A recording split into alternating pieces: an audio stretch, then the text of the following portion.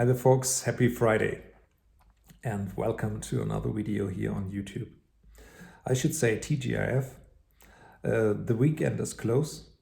Hopefully you had a prosperous week, and if you simply look at the German DAX, for example, bullish investors possibly had a party this week. So Monday, Tuesday, Wednesday, Thursday, every day another record. Everyone is really curious to know if this kind of rally lasts into the next weeks and months to come. Well, if you like something like a timing, or if you will have a look at another kind of indicator or data strings out there, you will possibly dig yourself into another topic. It's called sentiment, or better say sentiment data. Let's have a look at US sentiment data. Just because of the reason that because the US stock market is the most important stock market of the world. You will find out that there are a couple of data strings, sentiment data strings out there. One important data string is directly from the American Association of Individual Investors.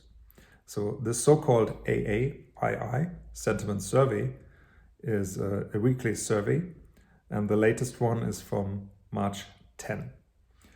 And if you dig yourself into that survey stuff, you will find out that the current, the latest one is telling you that the bullish territory of private investors, believing that the US stock markets are about to move up into the next 6 months, the bullish territory is around approximately 50%.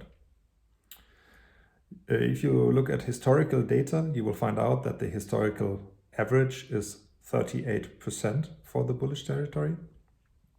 And on top of that, you will find out that the latest high of bullish territory was around 55%, data from November 2020. So we are getting closer to that high, and we are already way above the historical average. And it tells you something like this is a contraindicator, and it tells you something like the more this kind of a bullish territory moves up the road, the more you should be cautious, and the more you should be thinking about taking the chips off the table, or a part of the chips off the table. So going into more cash, for example. This is nothing like advice. It's just my opinion. It's just a way to have an interpretation of that kind of data. Let's have a look at another one. The other information you get is the sentiment data from the CNN Money Fear and Greed Index. Right now, this one is still neutral, a neutral territory with 55%.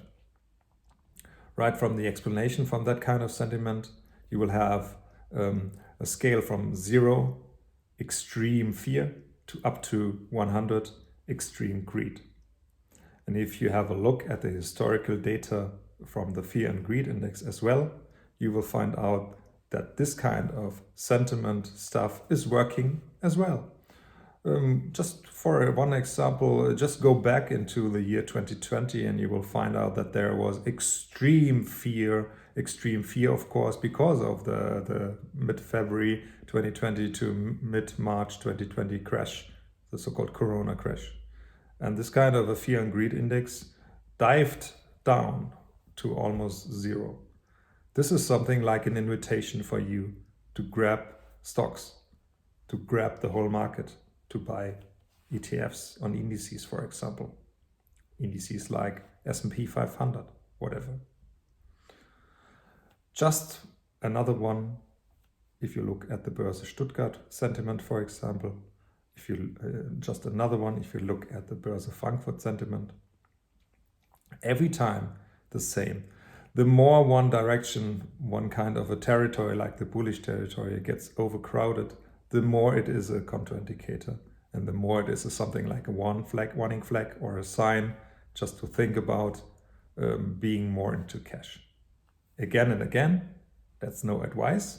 It's just a way to think about it right now, and possibly you may have another information because there is another event ahead of us.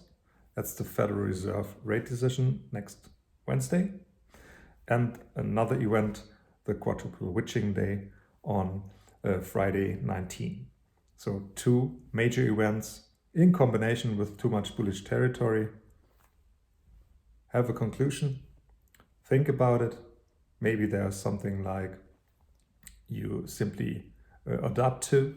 Maybe you simply dig yourself more into that kind of a topic, and possibly you will have more securing positions, more hedging, more taking off some shares out of the market, whatever you do. First of all, I would like to thank you again. Have a happy weekend. Relax. Hopefully some sunny days. And don't forget to leave some thumbs up for me, please. And see you next time. Again, happy weekend. Bye-bye.